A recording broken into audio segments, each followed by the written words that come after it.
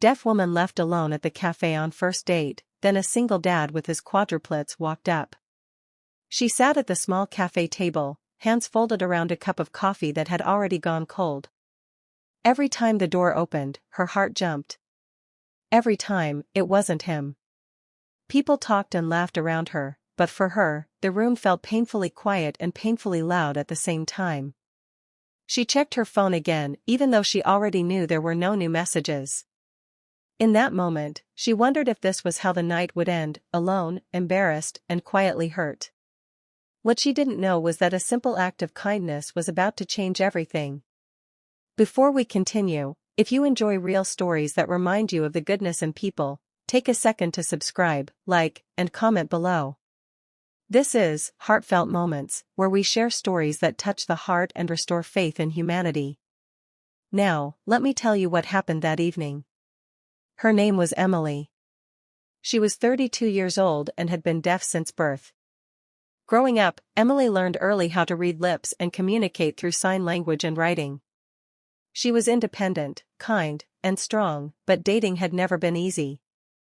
Too many people saw her hearing loss before they saw her heart. When she met Mark online, she felt hopeful. He was polite, patient, and seemed genuinely interested in getting to know her. They messaged for weeks. He knew she was deaf, and he said it didn't bother him at all. When he asked her out for coffee, she said yes, nervous but excited. Emily arrived at the cafe early. She wore her favorite blue sweater and had carefully braided her hair. She practiced a smile in the reflection of the window, reminding herself to stay positive. This was just a date, she told herself. No pressure. 10 minutes passed. Then 20. She sent Mark a message, asking if he was on his way. No reply. She waited longer, trying to ignore the looks from other customers who noticed she was alone. Finally, after nearly 40 minutes, her phone buzzed. I'm sorry. Something came up. I can't make it. That was it. No explanation. No apology beyond that single line. Emily stared at the screen, her chest tightening. She typed back a polite response, then put her phone away. She didn't want anyone to see the tears forming in her eyes. She thought about leaving, but her legs felt heavy. Instead, she sat there, pretending to read the menu, pretending she wasn't hurt. Moments like this reminded her why she often avoided putting herself out there. That's when she noticed movement in her peripheral vision. A man walked into the cafe, clearly overwhelmed but smiling anyway. He had 4 small children with him, 2 boys and 2 girls, all about the same age. Quadruplets. They were talking at once, pointing at pastries, tugging at his jacket. He looked tired, like the kind of tired that sleep doesn't fix. This man's name was Daniel. He was a single dad. His wife had passed away 3 years earlier, and since then, his life revolved around work, school drop-offs, and doing his best not to fall apart in front of his kids. That evening, he had promised them a treat after a long week. As Daniel waited in line, one of the kids noticed Emily sitting alone. She waved enthusiastically. Emily looked up, surprised, then smiled back and waved. The child giggled. Daniel followed his child's gaze and saw Emily. He noticed her empty chair and the untouched coffee. Something about her expression, quiet, withdrawn, made him pause. He knew that look. He'd worn it himself many times. After ordering, Daniel hesitated for a moment. Then, gathering his courage, he walked over to Emily's table with his kids trailing behind.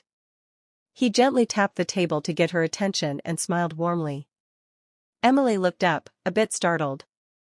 Daniel spoke, but when he realized she didn't respond, he quickly gestured to his ears and shook his head, asking silently if she was deaf. Emily nodded. Daniel pulled out his phone and typed a message, then showed it to her. Hi. I hope this isn't weird. My kids noticed you were sitting alone. Would you mind if we joined you? Emily read the message. She hesitated, then smiled and nodded. She gestured for them to sit. The kids climbed into the chairs like they already knew her. One of them pointed to Emily's hands and asked something. Emily realized they were curious about sign language. Slowly, gently, she showed them how to sign hello. Their faces lit up. They tried copying her movements, laughing when they got it wrong. Emily felt something she hadn't felt all evening: ease.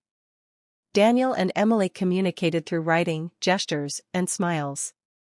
He told her about his kids. She told him she loved drawing and quiet places. The cafe, which once felt lonely, now felt warm. Other customers watched the scene unfold. A woman wiped her eyes. A barista smiled as she refilled Emily's coffee for free. Emily forgot about the date that never happened. She forgot about the rejection. For the first time that night, she felt seen, not as a problem or an inconvenience, but as a person. When it was time for Daniel and the kids to leave, one of the children hugged Emily tightly. Daniel typed one last message. "Thank you for letting us sit with you. You made our night better." Emily shook her head and quickly wrote back. "No. You made mine better." They waved goodbye, and Emily sat there for a moment longer, her heart full. She realized something important: kindness doesn't always come from the people we expect. Sometimes it comes from strangers who simply notice and care. Emily left the cafe that night not feeling rejected, but renewed. She didn't know what the future held, whether she would see Daniel again or not. But she knew one thing for sure. A small act of kindness had turned her worst moment into a beautiful memory. And that's the power of kindness. It doesn't fix everything. It doesn't erase pain.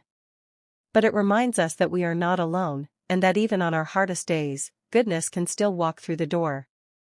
So if you see someone sitting alone, someone who looks forgotten, remember Emily. A simple smile, a kind gesture, or a few shared minutes might mean more than you'll ever know. Spread kindness. The world needs it now more than ever.